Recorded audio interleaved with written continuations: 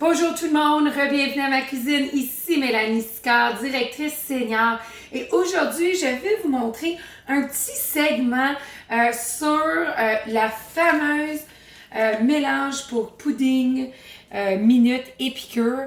Ce qui est vraiment intéressant avec notre pudding, c'est que, il n'y a aucun produit laitier. Fait que si vous avez quelqu'un dans votre vie qui est sans lactose ou qui ne peut pas prendre les produits laitiers, c'est super. Vous pouvez le faire avec soit du lait d'amande, du lait cachou, du lait de riz, du lait de coco, ou bien, si vous êtes correct avec le laitier, effectivement, vous pouvez utiliser du lait.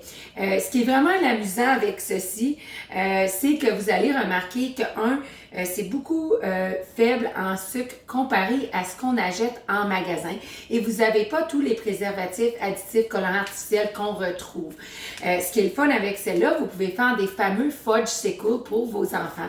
Alors, vous mélangez comme le derrière de la pochette indique pour la pudding et vous faites congeler ça dans vos moules à popsicle et voilà que vous avez un fudgesicle pour les enfants.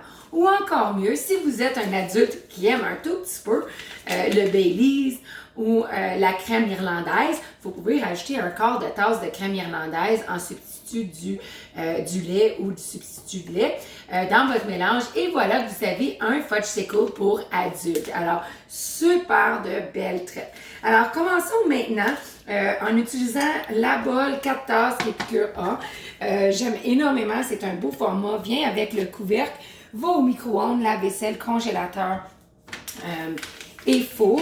Et un petit truc que je vais vous faire en passant quand on fait la pudding, c'est de vraiment mettre votre poudre à l'avance et incorporer tranquillement le lait. Alors, la recette demande pour 2 tasses de lait.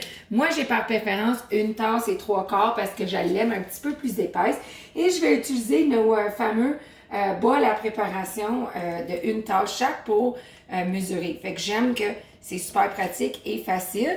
Et je vais juste incorporer la tasse pour commencer. Et ensuite, on va rajouter le restant, le 3/4 de tasse que j'utilise.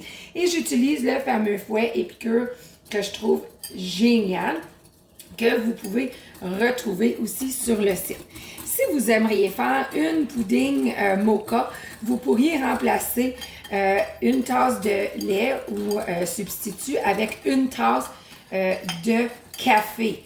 Alors, vous pourriez avoir une super de belle pudding mocha en simplement mettant 1 tasse de café et 3/4 de tasse, soit de lait d'amande, de lait de riz, de lait de lait. Comme vous pouvez voir, regarde, c'est comment épais. Alors là, je vais commencer à rajouter le restant de mon lait que je veux, le 3/4 de tasse. Alors, on ne veut pas être en train de mélanger toute la soirée. Alors là, pourquoi que je mets mon incorporation très doucement. Alors, on brasse et on continue. Et si vous êtes amateur de pudding mexicaine, alors vous pouvez rajouter soit du chipotle ou vous pouvez rajouter encore là de la cannelle. Alors, beaucoup de substituts avec la pudding Épicure et entre autres avec les produits Épicure comme vous connaissez. Très facile à utiliser des produits que vous pouvez faire toutes sortes de belles choses, belles recettes et c'est facile. Alors, comme vous pouvez voir, ma pudding, elle est prête. Et comme finition, je vais rajouter le coco croquant. Super le fun. C'est un nutri-complément. Si vous regardez ici à l'extérieur de l'endos de la bouteille, ça vous le dit, c'est une super de source d'acide gras polysaturé oméga 3, ainsi qu'une bonne source de fibres. Vous pouvez saupoudrer ça sur vos céréales, dans votre griot, dans vos smoothies, sur des fruits. Hein? Moi, je vais le saupoudrer ici. Et voyez de la finition super avec les cupcakes. Mais lorsque vous allez recevoir vos pots, ils viennent vraiment pleins. C'est un nouveau pot. Je veux juste vous le montrer. Vous allez voir, là, vous avez vraiment là, une bonne quantité et qualité pour votre argent.